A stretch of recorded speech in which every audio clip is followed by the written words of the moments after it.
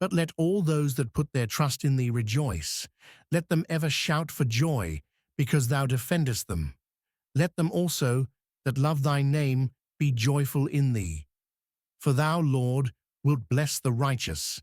With favor wilt thou compass him as with a shield.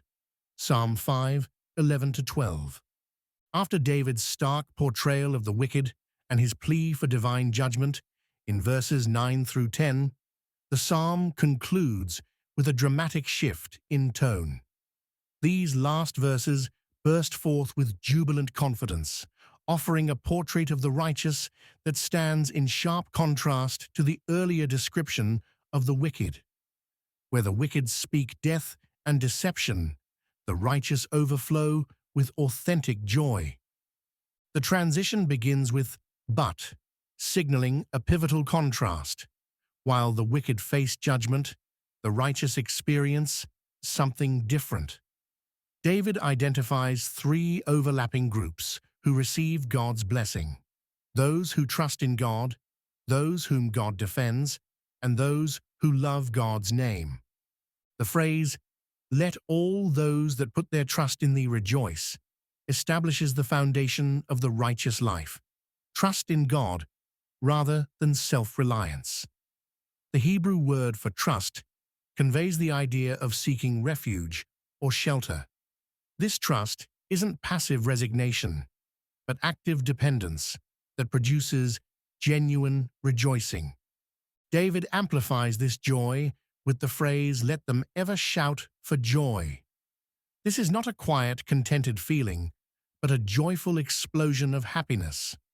The cause for such celebration follows the phrase, "because thou defendest them." The word defendest suggests covering or protecting, like a bird sheltering its young under its wings. This divine protection provides security even amid threats. The phrase, "Let them also that love thy name be joyful in thee," introduces another characteristic of the righteous love for God's name. In Hebrew thought, a name represents the essential character and reputation of its bearer. To love God's name means to delight in who God is, to treasure his attributes and ways. This love produces joy not in circumstances, but in God himself. Verse 12 concludes with a powerful promise, "For thou, Lord, wilt bless the righteous." The future tense, "wilt bless," expresses certainty, not mere possibility. This blessing isn't generic good fortune, but specific divine favor. The last image crowns the psalm. With favor wilt thou compass him as with a shield. The word compass means to surround or encircle. God's favor forms a protective barrier around the righteous, like a shield encompassing a warrior. For believers today, these verses offer profound encouragement and practical application. First, they remind us that authentic joy flows from a relationship with God, not from favorable circumstances. Paul echoes this when he writes, "Rejoice in the Lord always, and again, I say, rejoice." Philippians 4:4. Even in difficult times, Christians can cultivate joy by focusing on God's character and promises. Second, these verses highlight the security found in divine protection. While believers aren't exempt from trials, we live under God's sovereign care.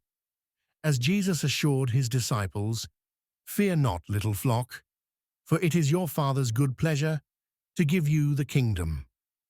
Luke 12:32.